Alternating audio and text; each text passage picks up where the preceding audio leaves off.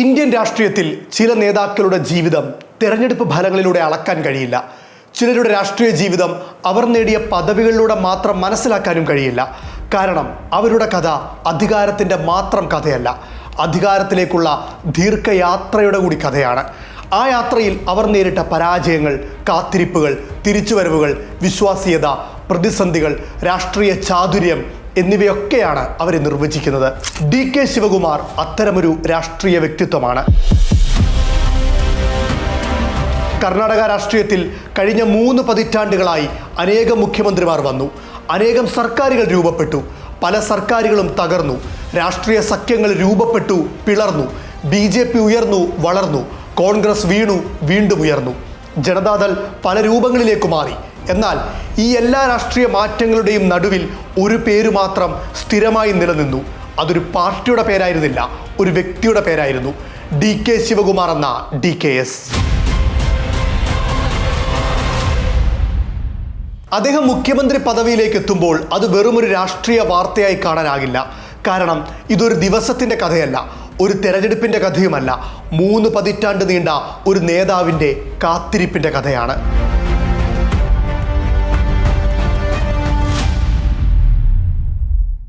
രാഷ്ട്രീയത്തിൽ 2 തരത്തിലുള്ള നേതാക്കളുണ്ട്. ഒന്നാമത്തെ വിഭാഗം ജനക്കൂട്ടത്തെ ആവേശഭരിതരാക്കുന്നവരാണ്. രണ്ടാമത്തെ വിഭാഗം രാഷ്ട്രീയ സംവിധാനത്തെ നിയന്ത്രിക്കുന്നവരും. ആദ്യ വിഭാഗം വാർത്തകളിൽ നിറയും, രണ്ടാമത്തെ വിഭാഗം അധികാരത്തിൻ്റെ യഥാർത്ഥ കേന്ദ്രങ്ങളായി മാറും.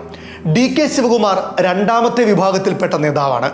അദ്ദേഹത്തിൻ്റെ ഏറ്റവും വലിയ ശക്തി പ്രസംഗമല്ല, അദ്ദേഹത്തിൻ്റെ ഏറ്റവും വലിയ ശക്തി ജനക്കൂട്ടവുമല്ല, അദ്ദേഹത്തിൻ്റെ ഏറ്റവും വലിയ ശക്തി സംഘടനയാണ്.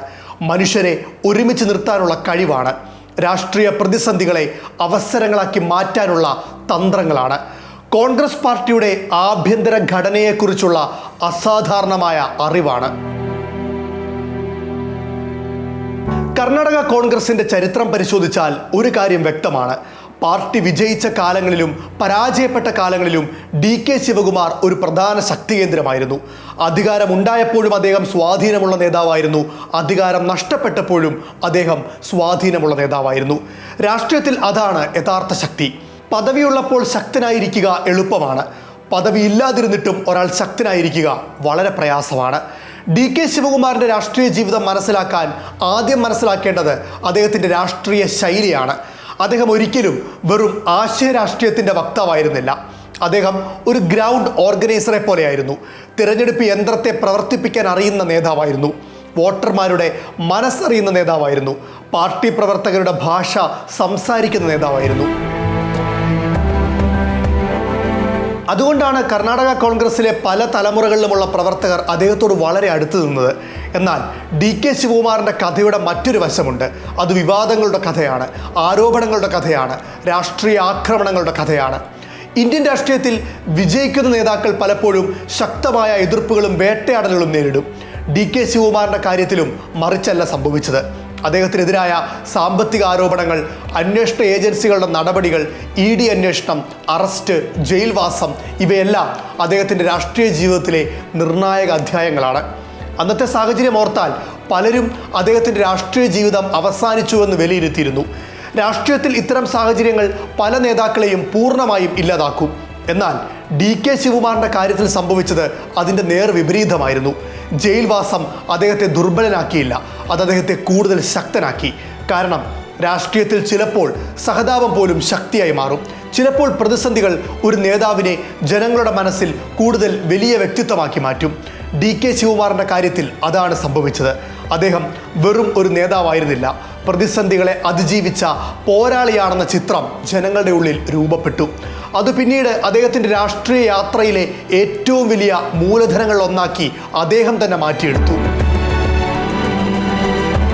2019 കർണാടക രാഷ്ട്രീയ പ്രതിസന്ധി അദ്ദേഹത്തിൻ്റെ ജീവിതത്തിലെ മറ്റൊരു നിർണായക അധ്യായമായിരുന്നു. കോൺഗ്രസ് JDS സഖ്യ സർക്കാർ തകർച്ചയുടെ വക്കിലെത്തിയപ്പോൾ രാജ്യത്തിൻ്റെ മുഴുവൻ ശ്രദ്ധയും കർണാടകയിലേക്കായി. റിസോർട്ട് രാഷ്ട്രീയം, വിമത MLA മാർ, അധികാരത്തിൻ്റെ കണക്കുകൂട്ടലുകളെല്ലാം ദേശീയ വാർത്തയായി. ആ പ്രതിസന്ധിയിൽ DK ശിവകുമാർ ഒരു കാര്യം തെളിയിച്ചു. അദ്ദേഹമാണ് കോൺഗ്രസിൻ്റെ റിയൽ ക്രൈസിസ് മാനേജർ എന്നത്. സർക്കാരിനെ രക്ഷിക്കാൻ DK നേരിട്ടിറങ്ങി, അവസാനം വരെ പൊരുതി. സാക്ഷാൽ അമിത്ഷായ്ക്ക് ചെക്ക് വെക്കാൻ അയാൾ ആ ചതുരംഗ കളിയിലേക്ക് ഇറങ്ങി.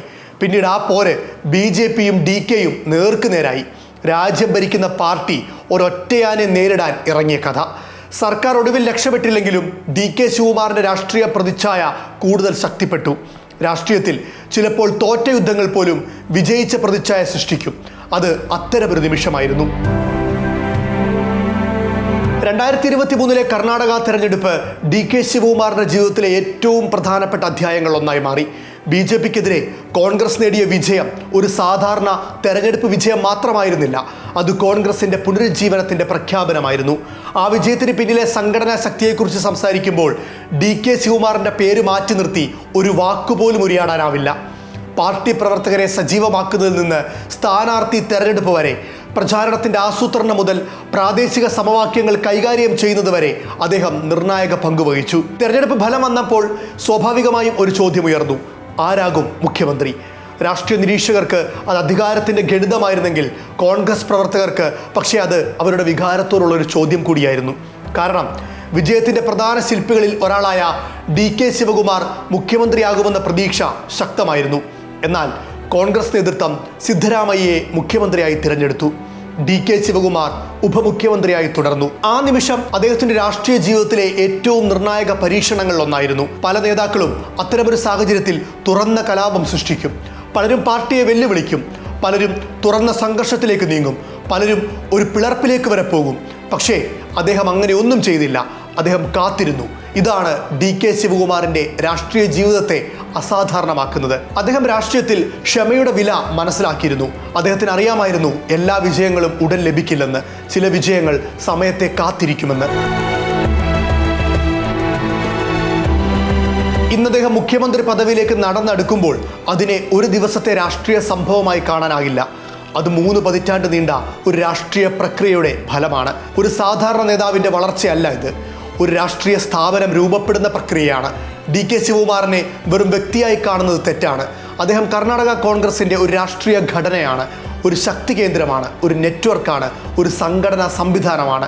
എന്നാൽ DKയ്ക്ക് മുന്നിലുള്ള യഥാർത്ഥ പരീക്ഷണം ഇനിയാണ് ആരംഭിക്കുന്നത്.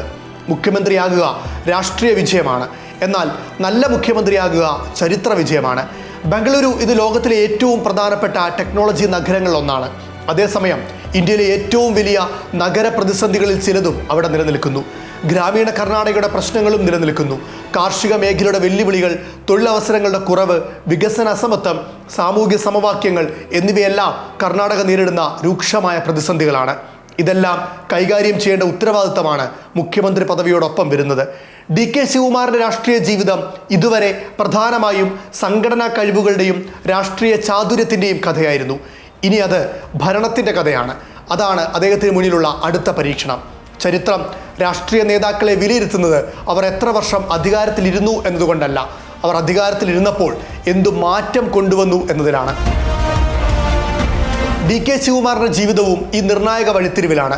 അദ്ദേഹം ഇനി വെറും കോൺഗ്രസ് നേതാവല്ല, ഉപമുഖ്യമന്ത്രിയുമല്ല, സംഘടനാ ശില്പിയുമല്ല. അദ്ദേഹം കോൺഗ്രസ് എന്ന പ്രസ്ഥാനത്തിൻ്റെ തന്നെ ഒരു രാഷ്ട്രീയ സാധ്യതയായി മാറിക്കഴിഞ്ഞു. DK ഒരിക്കലും രാഷ്ട്രീയത്തിലെ ഏറ്റവും വലിയ വാഗ്മിയായിരുന്നില്ല, ഏറ്റവും ജനകീയ മുഖവുമായിരുന്നില്ല, ദേശീയ തലത്തിലെ ഏറ്റവും വലിയ നേതാവുമായിരുന്നില്ല. എന്നാൽ അദ്ദേഹം ഒരിക്കലും രാഷ്ട്രീയ രംഗത്ത് നിന്ന് ഒരു ചുവട് പോലും പിന്നോട്ട് വെച്ചിട്ടില്ല. പ്രതിസന്ധികൾ വന്നു, ആരോപണങ്ങൾ വന്നു, പരാജയങ്ങൾ വന്നു, നിരാശകൾ വന്നു. പക്ഷേ അദ്ദേഹം തൻ്റെ യാത്ര തുടർന്നു. DK ശിവകുമാറിൻ്റെ കഥ ഉയർച്ചയുടെ കഥയേക്കാൾ നിലനിൽപ്പിൻ്റെ കഥയാണ്. അതാണ് അദ്ദേഹത്തെ വ്യത്യസ്തനാക്കുന്നത്. DK ശിവകുമാറിൻ്റെ മുഖ്യമന്ത്രി കസേരയിലേക്കുള്ള യാത്ര വിശ്വാസ്യതയ്ക്കുള്ള അംഗീകാരമാണ്. അത് സഹനത്തിൻ്റെ ഫലമാണ്. അത് രാഷ്ട്രീയത്തിൽ ഇന്നും ദീർഘദൂര ഓട്ടക്കാർ വിജയിക്കാമെന്നതിൻ്റെ തെളിവുമാണ്.